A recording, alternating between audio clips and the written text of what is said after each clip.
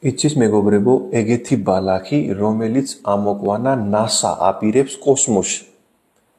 თავისი ასტრონავტები რომ მიდიან, მაგისთვის საჭირო საჭმელი. იმიტომ ასტრონავტებს სჭირდება ის ნუტრიენტები, რომელიც ისინი არ იგებენ. საჭმელი შენახული 2-3 თვე ჯანგბადი ნაკლებად სულ რედიციული ზონაში, სტრესული ზონაში ცხოვრობენ.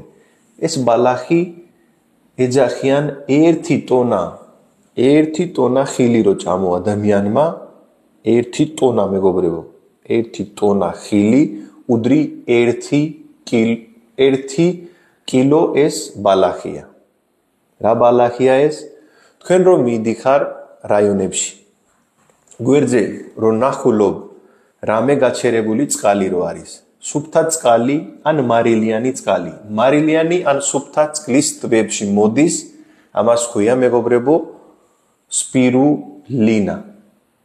ზედაპირი მწვანე ხო გინახია? ეს სპირულინა მეგობრებო და ადამიანის ჯანმრთელობისთვის არის სასწაული. თქვენ გინახია მეგობრებო, ასტრონავტები ზევით რომ მიდიან, სხვანაირად გამოიყურებიან, უკან რომ მოდიან, სხვანაირად გამოიყურებიან. იმიტომ სწრაფად იკარგება მაგათი კუნთის მასა. იკარგება ძვლების მასაც. იმიტომ იმათ არ აქვს მიწდომა ჯანგბადი, საკმარისი ჯანგბადი არ აქვს. საჭმელი ჭამენ შენახული. გაკინული საჭმელი მიაქვს, რომელში ნუტრიენტები არ არის. იმიტომ NASA აპირებს, რომ ასტრონავტებს სჭირდება სპირულინა და თან აძლევენ სპირულინას დანამატები. ეგეთი საჭირო დანამატია ადამიანის ჯანმრთელობისთვის, ფიქრობს რომ ადამიანის ჯანმრთელობისთვის რას ყველაზე მაგარი რამე არსებობს, ეს არის სპირულინა. კი ბატონო, სპირულინა ძალიან მაგარია, მაგრამ აიურვედაში კიდე არსებობს მორინგა და ეგეთი ბალახები, რომელიც საუკეთესოა. მაგრამ დღეს ჩვენ ვისაუბრობთ სპირულინაზე. რომელი ადამიანმა სპირულინა უნდა დალიო, რატო უნდა დალიო, რამდენი რაოდენობით შეიძლება დალიო და არსებობს ეგეთი ადამიანი, რომელმა სპირულინას დანამატი ან თვითონ სპირულინა არ უნდა მიიღოს. რა შედის სპირულინაში ეგეთი, რომ ეგეთი ჯანსაღია. მაგის ერთი კოზი რო ჩავთვალოთ მეგობრებო, 7 გრამი ერთი ჩაის კოჯში შედის დაახლოებით 4 გრამი პროტეინი. ანუ პროტეინი კარგი რაოდენობით რო შედის, იმიტომ უნდა რომ იქ ასტრონავტებმა თავისი კუნთის მასა არ დაიკარგო. შედის მეგობრებო B1 ჯგუფის ვიტამინი, თიამინი რო ეძახიან 11% შედის, B2 ჯგუფის ვიტამინი არის, რიბოფლავინი რო არის 15% მაგის რაოდენობა შედის, ვიტამინ B3 ნიასინი რო არის 4% შედის 21% აქვს სპილენჯი და ყველაზე კარგი რაცაც არის მეგობრებო, აქ არის რკინა 11%. ანუ 11% შედის თელი რაოდენობის, რასაც თქვენ მიიგებ, რკინა. ეგეთი ადამიანი, ვისაც აქვს ჰემოგლობინის პრობლემა, ანუ ენემიური ადამიანისთვის საუკეთესო დანამატია. კიდე შედის მაგნეზიუმი, მაგნიზი და კარგი ცხიმი და გაგიკვირდება მეგობრებო, აქ შედის ბუნებრივი ომეგა-3-ც. ეხლა კვლევებს თუ მიხედავს მეგობრებო, 100%-ით ადამიანი ვინც სვამს მაგათი სიცხლის მოძრაობა, ანუ ვისაც აქვს წნევის პრობლემა.